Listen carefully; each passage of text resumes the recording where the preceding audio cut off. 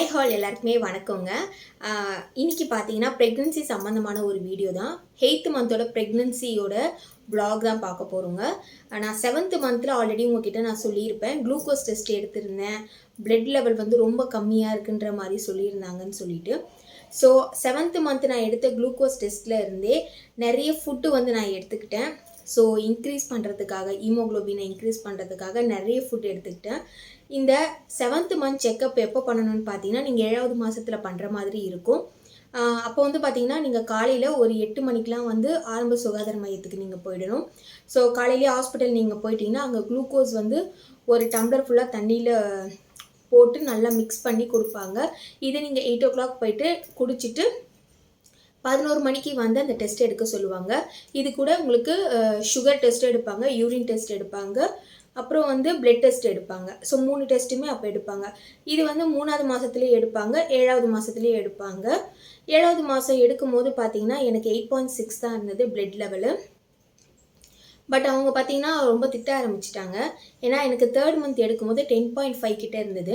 So அப்போவுமே நான் திட்டு தான் வாங்கினேன். அதையும் நான் சொல்லியிருப்பேன் ஒரு வீடியோவில்.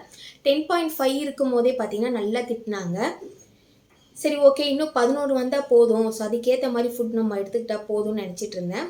பட்டு வந்து மாதம் போக போக பார்த்தீங்கன்னா எனக்கு வந்து பிளட் லெவல் வந்து குறைய தான் ஆரம்பிக்கிறதே தவிர இன்க்ரீஸ் ஆக மாட்டுது.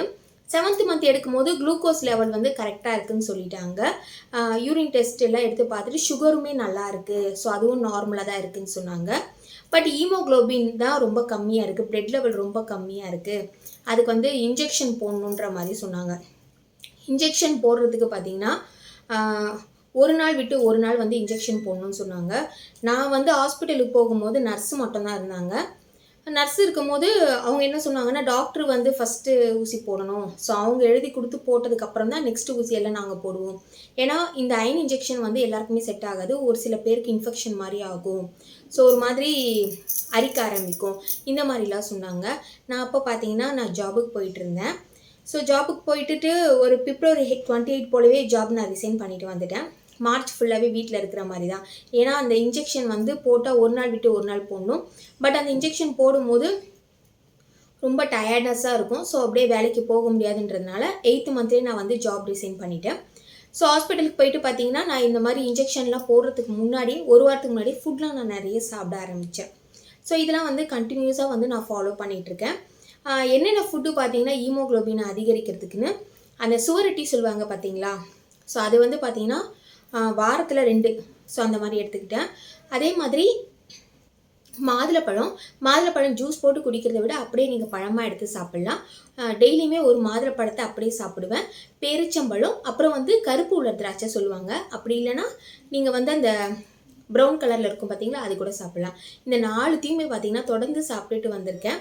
ஸோ இப்போ வந்து நான் ஹாஸ்பிட்டலில் போய் எடுக்க போகிறேன். ஏன்னா நெக்ஸ்ட் வீக் தான் நான் போய் அந்த எடுக்க போகிறேன். பட் இன்ஜெக்ஷன் எல்லாமே பார்த்தீங்கன்னா நான் போட்டுட்டேன். ஸோ அதையும் நான் உங்களுக்கு கிளியராக இந்த வீடியோவில் நான் சொல்கிறேன். ஸோ என்னென்ன இன்ஜெக்ஷன் எப்போ டேட்டில் போடணும்னு சொல்லி டீட்டெயிலாக வந்து அவங்க எழுதி கொடுத்துட்டாங்க. ஒவ்வொரு இன்ஜெக்ஷனுமே பார்த்தீங்கன்னா நான் கவர்மெண்ட்லேயே தான் போட்டுக்கிட்டேன். இது நம்ம வெளியே போய் எடுத்தோன்னா நிறைய அமௌண்ட் ஆகும். இதை வந்து கவர்மெண்ட்லேயே எனக்கு வந்து பார்த்தீங்கன்னா டிப்ஸ் மாதிரி டெய்லி ஒன் டே விட்டு அவங்க போட்டுட்டாங்க. ஸோ இப்போது நெக்ஸ்ட் வீக் போயிட்டு திருப்பியுமே டெஸ்ட் எடுத்து பார்த்துட்டு தான் நம்மளோட ஹீமோக்ளோபின் இன்க்ரீஸ் ஆயிருக்கா இல்லையான்றதை பார்க்க முடியும். ஸோ அவங்க இன்ஜெக்ஷன் போட்டாலுமே நம்ம வீட்டில் கொஞ்சம் ஹெல்த்தியான ஃபுட்லாம் நான் கண்டினியூஸாக ஃபாலோ பண்ணிட்டு தான் இருக்கேன். ஏன் இதை நான் சொல்கிறேன்னா, 7th மந்தில் பார்த்தீங்கன்னா நம்மளுக்கு பிளட் லெவல் கம்மியாக ஆரம்பிக்கும், சுகருமே பார்த்தீங்கன்னா உங்களுக்கு வந்து அதிகமாக இருக்கும். ஸோ இதை வந்து கண்டினியூஸாக வந்து ப்ரெக்னெண்ட்டாக இருக்கவங்க செக் பண்ணிக்கிட்டே இருக்கணும். ஸோ ஹீமோக்ளோபினுக்கு கண்டிப்பாக இந்த 4 உணவுகளை நீங்கள் கட்டாயமாக சாப்பிட்டுட்டு வந்தாலே போதும், பிளட் லெவல் ஈஸியாக இன்க்ரீஸ் ஆக ஆரம்பிக்கும். சரி, இந்த 8th மந்த் வந்து எனக்கு ஸ்டார்ட் ஆகிடுச்சு. ஸோ 8th மந்த்லேருந்தே நான் என்னென்ன ஃபுட்லாம் எடுத்துக்கிறேன், என்னென்ன எக்ஸசைஸ்லாம் பண்ணுறேன்னு சொல்லிட்டு டீட்டெயிலாக இந்த வீடியோவில் பார்க்கலாங்க. இப்போ வாங்க நம்ம வீடியோக்குள்ளே போகலாம். 8th மந்த் ஸ்டார்ட் ஆன உடனே நிறைய ப்ராப்ளம்ஸை ஃபேஸ் பண்ண வேண்டியதாக இருக்குது. ஸோ அதுக்காக ஹெல்த்தியாக வந்து சாப்பிட்ணும். ஸோ அதுக்காக காலையிலே ஹெல்த்தி கஞ்சி தான் எடுத்துக்கிறேன். எப்போவுமே ஹஸ்பண்டுக்கு பாப்பாவுக்கு காலையிலே ஆஃபீஸ்க்கு வந்து சாப்பாடு கட்டி கொடுத்துருவேன். அதையும் வந்து காலையில் சில டைம் வந்து சாப்பிட்ருவேன் நானே, இல்லைனா வந்து இட்லி தோசை இந்த மாதிரி எதனா செஞ்சு சாப்பிடுவேன். ஸோ எனக்குன்னு பார்த்தீங்கன்னா தனியாக நான் எதுவுமே செஞ்சிக்க மாட்டேன். ஸோ இருக்கிறத வச்சு சாப்பிட்டுப்பேன். காலையில் எழுந்த உடனே ரொம்ப கேராகிடுச்சு. பிரிஞ்சி சாதமும் அப்புறம் வந்து உருளைக்கிழங்கு சிப்ஸ் இருந்துச்சு. ஸோ அதை மட்டும் எடுத்துக்கிட்டேன். என் வீட்டுக்காருக்கு பிரிஞ்சோட தயிர் பச்சடி சாப்பிட தான் பிடிக்கும். ஸோ செய்யவே முடியல. எனக்கு ரொம்ப கேர் ஆகிடுச்சு. என்னன்னே தெரியல. 8th மந்தில் கூட காலையில் எழுந்துக்கும் போது நம்ம சாப்பிட்லன்னா வாமிட்டிங், கொமட்டல் இந்த மாதிரி இப்போ வரைக்குமே எனக்கு இருந்துகிட்டே தான் இருக்குது. ஸோ அது என்ன ரீசன்னே தெரியல. ஸோ ஆனாலும் வந்து நம்ம ஃபுட்டு சாப்பிடாம இருக்கக்கூடாது. ரொம்ப ஹெல்த்தியான ஃபுட்டை கண்டிப்பாக நம்ம சாப்பிட்டுக்கிட்டே தான் இருக்கணும். காலையில் எப்போவுமே எழுந்து டீ காஃபிலாம் குடிப்பேன். ஸோ பட் இப்போ டீ காஃபி குடிக்கிறது சுத்தமாக ஒத்துக்கவே இல்லை. அந்த ரீசன் கூட எனக்கு ரொம்ப கேர் ஆகிற மாதிரி இருக்குது. ஸோ டீ காஃபி குடித்தாலுமே எனக்கு வாமிட் தான் வருது. 1/2 அன் ஹவருக்கு மேலே அது வயிற்றில் தங்கவே மாட்டுதுங்க. ஸோ ஹஸ்பண்ட் ஆஃபீஸ் அனுப்புறதுக்கு முன்னாடியே தலைக்கு குளிச்சுட்டேன். ஏன்னா வந்து ஹேரை வந்து மெயின்டைன் பண்ணிட்டு தான் இருக்கேன். ஏன்னா என் ஆரம்பத்துலேருந்தே பார்த்தீங்கன்னா எனக்கு ப்ரெக்னென்சி ஸ்டார்ட் பண்ண டேலேருந்து முடி வந்து கொட்ட ஆரம்பிச்சிருச்சு. எனக்கு என்ன ரீசன்னே தெரியல. ஃபஸ்ட்டு ப்ரெக்னென்சி அப்போது வந்து எனக்கு முடி கொட்டுற பிரச்சனையே இல்லைங்க. ஆனால் செகண்ட் ப்ரெக்னென்சி அப்போது ஹெவியாக முடி கொட்டுது. போகிற போக்க பார்த்தா முடி மொத்தமாக கொட்டி மொட்டையாயிடுவேன்னு தோணுது. ஆனாலும் ஹேரை கரெக்டாக மெயின்டைன் பண்ணிட்டு தான் இருக்கேன். பார்ப்போம். இந்த ப்ரெக்னென்சி டைமில் வந்து ஏர்ஃபால் ப்ராப்ளம் இருக்கிறத விட ஸ்கின் கேர் ப்ராப்ளம் அதிகமாகவே இருக்குங்க.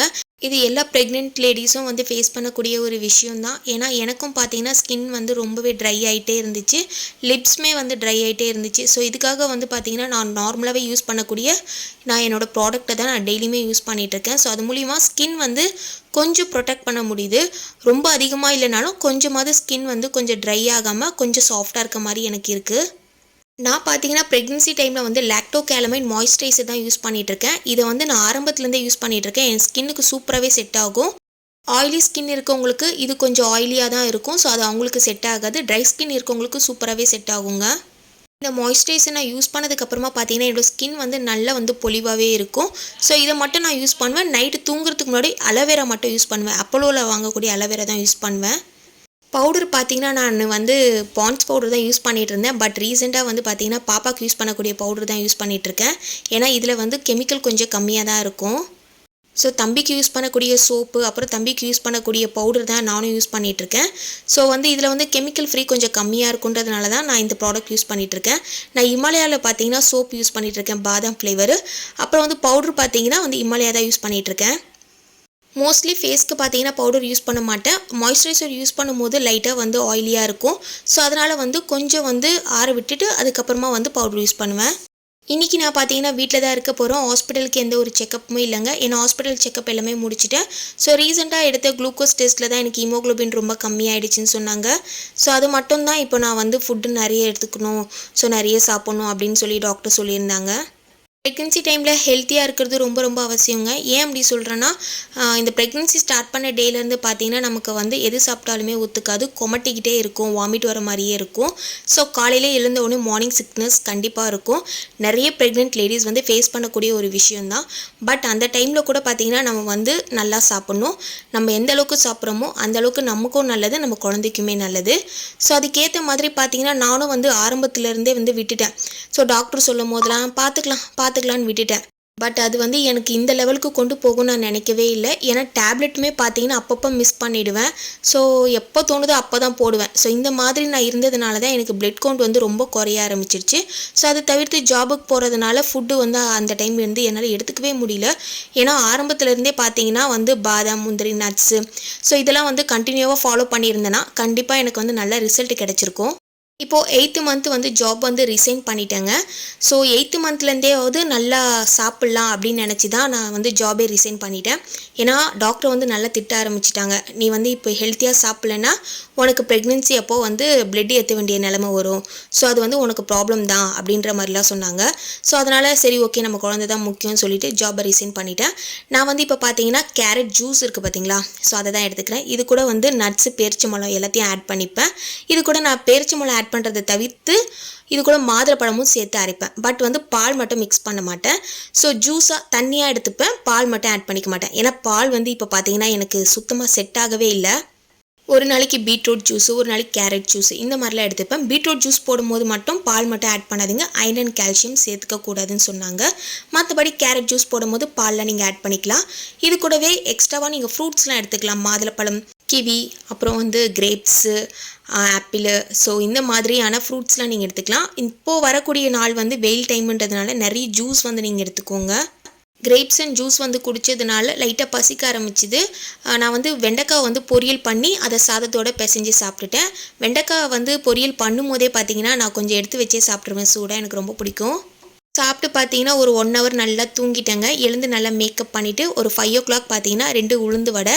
ஸோ உளுந்து வடை பார்த்தீங்கன்னா பாட்டி செஞ்சாங்க. ரொம்பலாம் சாப்பிட வேணாம், ஒரு 2 மட்டும் சாப்பிட்லான்னு. பக்கத்துலேயே பார்த்தீங்கன்னா நோம்பு கஞ்சி கொடுத்துட்டு இருந்தாங்க. நோம்பு கஞ்சி வாங்கிட்டு வந்தேன். எனக்கு நோம்பு கஞ்சி வந்து சின்ன வயசுலேருந்தே ரொம்ப பிடிக்கும். அப்பப்போ நான் வீட்டில் செய்யணும்னு நினச்சிருக்கேன், பட் செய்யும் போதெல்லாம் சரியாக வரவே இல்லை. இப்போது ரம்ஜான்ன்றதுனால அப்பப்போ நோம்பு கஞ்சி கொடுத்துட்டே தான் இருக்காங்க. உங்களுக்கு நோம்பு கஞ்சி பிடிக்குமான்னு கமெண்ட் பண்ணுங்கள். ப்ரெக்னென்சி ஸ்டார்ட் பண்ண டேலேருந்து பார்த்தீங்கன்னா முதுகு வலி வந்து அதிகமாக வர ஆரம்பிக்கும். அதுவும் பார்த்தீங்கன்னா 5th மந்த்லேருந்தே ரொம்ப ஹெவியாகவே இருக்கும். அதனால் வந்து உளுந்து கஞ்சி, உளுந்து களி, அப்புறம் உளுந்து வடை, ஸோ இந்த மாதிரியான உணவுகளை சாப்பிட்றது நல்லது. ஸோ அதை வந்து கண்டினியூவாகவே நீங்கள் ஃபாலோ பண்ணிக்கலாம். டைம் வந்து பார்த்தீங்கன்னா ஒரு 5:30க்கு மேலே ஆகுதுங்க. ஸோ படிக்கட்டு பார்த்தீங்கன்னா ஏறி இறங்கிட்டு இருக்கேன்.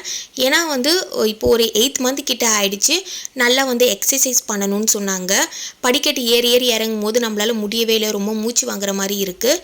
பட் ஆனாலும் பார்த்தீங்கன்னா சாப்பிட்டது ஜீரணமாகும். அது தவிர்த்து நல்லா நம்ம படிக்கட்டு ஏறி இறங்கும் போது நல்ல ஒரு எக்ஸசைஸாகவும் இருக்குன்ற மாதிரி டாக்டர் சொன்னாங்க.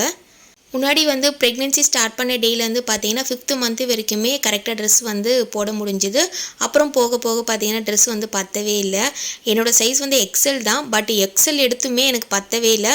மீஷோவில் பார்த்தீங்கன்னா 4-5 ட்ரெஸ் வந்து ஆர்டர் போட்டிருக்கேன். ஸோ அதில் ஒரு ட்ரெஸ்ஸு தாங்க இது. கொஞ்சம் லூஸாகவும் இருக்கும், ப்ரெக்னென்சி டைமில் வியர் பண்ணுறதுக்கு கம்ஃபர்டபுளாகவும் இருக்குங்க. 5th மந்த் வரைக்கும் ட்ரெஸ் வந்து பார்த்துச்சிங்க. அப்புறம் 7th மந்த் ஸ்டார்ட் ஆன உடனே பார்த்தீங்கன்னா ட்ரெஸ் எதுவுமே வந்து போட முடியல. ஆர்டர் பண்ண ட்ரெஸ்ஸை மட்டும்தான் இப்போ நான் போட்டுட்ருக்கேன். ஸோ இப்படியே போச்சுன்னா ஹாஸ்பிட்டலுக்கு நான் நைட்டி தான் வியர் பண்ணிட்டு போகிற மாதிரி இருக்கும். ஸோ அதனால் பார்த்தீங்கன்னா லூஸாக ஒரு 4 ட்ரெஸ்ஸு மட்டும் மீஷோவில் ஆர்டர் பண்ணியிருந்தேன். ஸோ அதில் ஒரு ட்ரெஸ் தான் இது. இது வியர் பண்ணுறதுக்கும் எனக்கு ரொம்ப கம்ஃபர்டபுளாகவும் இருக்குது. ஸோ நைட்டு வந்து பார்த்தீங்கன்னா வாக்கிங் போகிறதுக்கு, ஸோ நடக்கிறதுக்கு எல்லாமே கம்ஃபர்டபுளாகவே இருந்துச்சு. டாக்டர் என்ன சொன்னாங்கன்னா, இப்போ வந்து ஹெச்பி மட்டும் கம்மியாக இருக்குது, ஸோ அதை இன்க்ரீஸ் பண்ண ஃபுட்டு மட்டும் எடுத்துக்கோங்க. பட் எக்ஸசைஸ் வந்து நிறைய பண்ணணும், எக்ஸசைஸ் பண்ணுங்கள், டக் வாக் பண்ணுங்கள், இந்த மாதிரிலாம் சொன்னாங்க. அப்புறம் வந்து நிறைய நடக்கணும்னு சொன்னாங்க. காலையில் சாப்பிட்ட உடனே கொஞ்சம் நேரம் நடங்க. ஈவினிங் டைமில் ஒரு டைமிங் மட்டும் ஃபிக்ஸ் பண்ணிக்கோங்க. ஈவினிங் ஒரு 5:30லேருந்து 6:30 வரைக்குமே நல்லா நடக்கணும், படிக்கட்டு ஏறி இறங்கணும்னு சொன்னாங்க. இது தவிர்த்து வந்து பார்த்திங்கன்னா தண்ணி நிறைய குடிக்கணும். ஒரு 2 லிட்டர் தண்ணியாவது நீங்கள் ஒரு நாளைக்கு குடிக்கணும். 5th மந்த்லேருந்தே பார்த்தீங்கன்னா யூரின் வந்து அடிக்கடி வந்துகிட்டே தான் இருக்கும். ஸோ அதனால் வந்து தண்ணி நிறைய குடிக்கணும். ஏன்னா யூரினரி இன்ஃபெக்ஷன் வரதுக்கான வாய்ப்பு அதிகம். ஸோ அதனால் தண்ணி மட்டும் நிறைய குடிச்சிட்டே இருக்கணுன்ற மாதிரி சொன்னாங்க. ஸோ அதை மட்டும் நான் கரெக்டாக ஃபாலோ பண்ணிட்டு தான் இருக்கேன். தண்ணி வந்து ஒரு நாளைக்கு நிறைய தண்ணி குடிச்சிட்டு தான் இருக்கேன். அப்புறம் பார்த்தீங்கன்னா இந்த எக்ஸசைஸ் பண்ணணுன்ற மாதிரி சொன்னாங்க. நர்ஸ் வந்து பார்த்தீங்கன்னா அங்கே ஒரு சில ப்ரெக்னென்சி லேடிஸ்க்குலாம் வந்து இந்த மாதிரி பண்ணுங்கன்னு சொல்லி கொடுத்துட்டு இருந்தாங்க. ஸோ அதுக்கேற்ற மாதிரி பார்த்துட்டு வந்து நான் வீட்டிலே வந்து பண்ணிகிட்ருக்கேன். ஸோ இந்த எக்ஸசைஸ் பண்ணும்போது பார்த்தீங்கன்னா கால்களுக்கிடையே வந்து நல்ல நரம்புகள் வந்து லூஸ் கொடுக்கும். இதனால் வந்து நார்மல் டெலிவரி ஆகிறதுக்கு நிறைய வாய்ப்பு இருக்குன்ற மாதிரி சொன்னாங்க. ஸோ அதனால் வந்து நைட்டு வந்து வாக்கிங் பண்ணும்போதே நான் இந்த எக்ஸசைஸ் பண்ணிட்டு தான் போவேன். இது தவிர்த்து டக் வாக் பண்ணலாம், அப்புறம் பட்டர்ஃப்ளை எக்ஸசைஸும் பண்ண சொன்னாங்க. ஸோ இதெல்லாம் வந்து எடுக்கிறதுக்கு வந்து என்னால் முடியல. பட் இதை நான் எக்ஸசைஸ்லாம் எப்படி பண்ணுறேன்றதை டீட்டெயிலாக ஒரு வீடியோ நான் போடுறேங்க. ஈவினிங் டைமில் பார்த்தீங்கன்னா காஃபி, டீ இந்த மாதிரிலாம் எதுவுமே குடிக்கவே பிடிக்கல. ஸோ அதை அவாய்ட் பண்ணிவிட்டு அதுக்கேற்ற மாதிரி கொஞ்சம் ஹெல்த்தியாக மட்டும் சாப்பிட்டுக்கிறேன். மேலே பார்த்தீங்கன்னா அடிக்கடி நான் வரமாட்டேன். ஸோ அதனால் மேலே வந்து தண்ணியே ஊற்றலைங்க, செடி எல்லாமே வாடி போச்சு. நைட் டைமில் இப்போ ப்ரெக்னெண்ட்டாக இருக்கும்போது ஒரு 8 மந்த்லேருந்து மேலே வந்துட்டுருக்கேன். அப்பப்போ தான் தண்ணி ஊற்றிட்டுருக்கேன். மற்றபடி ரொம்ப வந்து காஞ்சி போயிடுச்சு. பார்க்கவே ரொம்ப கஷ்டமாக இருந்துச்சு. சரி அப்படியே வாக்கிங் போயிட்டு அப்படியே வந்து வானத்தை ரசிச்சுக்கிட்டே இருந்தேன். ஸோ பாப்பா கிட்ட கொஞ்சம் நேரம் பேசிக்கிட்டும் இருந்தேன்.